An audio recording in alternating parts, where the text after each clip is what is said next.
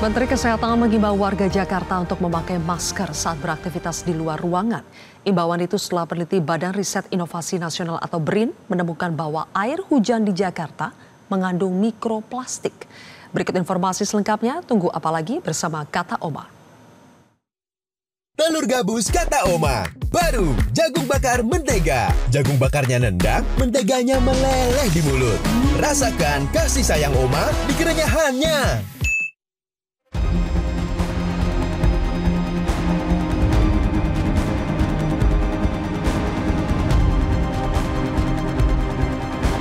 Air hujan yang turun di ibu kota kini tak sebening dulu.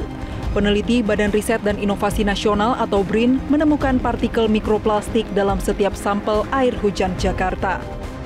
Menteri Kesehatan Budi Gunadisadikin mengingatkan paparan mikroplastik di udara maupun hujan berpotensi masuk ke tubuh melalui pernapasan. Ia pun mengimbau masyarakat untuk menggunakan masker saat berada di luar ruangan. Jadi memang plastik ini kalau masuk ke dalam kan akan stay lama. Himbauan saya buat masyarakat adalah bahwa ya kalau bisa yang paling aman melindunginya pakai masker kalau jalan di luar. Tapi kalau tidak ya usahakan jangan jalan di luar sesudah hujan karena ini turunnya kan saya dengar dekat-dekat hujan. Mungkin pencegahan lainnya yang paling bagus memang di hulunya. Artinya memang kita mesti mengurangi sumber polusi dari mikroplastik ini. Dan ini. Gubernur DKI Jakarta Pramono Anung mendukung imbauan tersebut. Pemprov DKI berencana mempercepat pembangunan pembangkit listrik tenaga sampah sebagai langkah mengurangi sumber pencemaran plastik di ibu kota. Kami segera untuk hal yang berkaitan dengan plastik, terus terang untuk PLTS dan sebagainya akan segera kita realisasikan.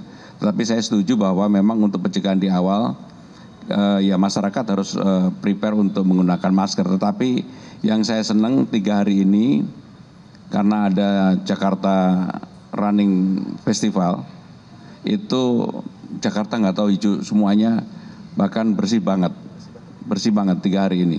Jadi itu keadaan kita pada saat ini. Sebelumnya, peneliti BRIN Muhammad Reza Cordova melaporkan terjadi peningkatan kadar mikroplastik hingga 5 kali lipat dalam air hujan di Muara Angke, Jakarta Utara antara 2015 hingga 2022. Menurut Reza, pembakaran sampah, pakaian, dan plastik sekali pakai menjadi salah satu sumber utama mikroplastik di udara. Meski ukurannya sangat kecil, mikroplastik mudah terhirup dan dapat memberikan dampak negatif pada tubuh.